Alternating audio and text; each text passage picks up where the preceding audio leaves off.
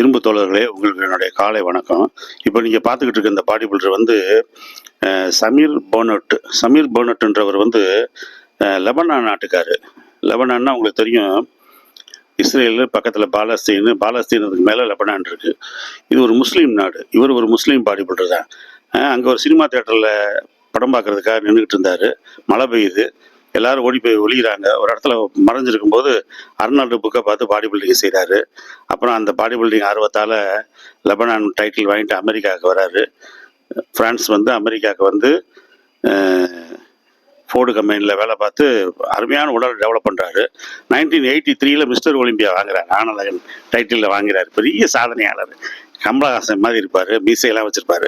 பாடி பில்டர்லேயே ஒலிம்பியன்ஸ்லேயே ரொம்ப அழகாக இருப்பார். ஆனால் இவர் டைட்டில் வாங்குறதுக்கு முன்னாடி பல போட்டிகளில் தோத்துக்கிட்டே இருந்தார். காரணம் என்னென்னா, அல்டோஸ்டரோன் ஒரு என்சைம்ஸ் வந்து இவர் உடம்புல சுரந்துச்சு. அது வந்து என்னென்னா, ஸ்கின்னுக்கும் மசலுக்கும் நடுவில் நீர் கோர்த்துக்கிறோம். போட்டிக்கு முன்னாடி இவருக்கு நீர் கோர்த்துக்கிறோம். அந்த நீர் கோர்த்துக்கிறது எதனாலன்னா, இவருக்கு இந்த பயத்தினால இவருக்கு வந்து போட்டினாலே ஒரு பயம் வந்துடுது. புத்தகத்தை படிக்கணும்னா சில பேருக்கு பயம் வரும். அது மாதிரி இவருக்கு போட்டி பயம் வந்த உடனே உடம்புல அந்த நீர் சுரந்த உடனே இவருக்கு வந்து உடம்பு வந்து வாட்டர் கண்டென்ட்டாக இருக்குது. மஸ்குலராக இல்லை, குவாலிட்டி இல்லாதனாலே தோற்று போகிறாரு.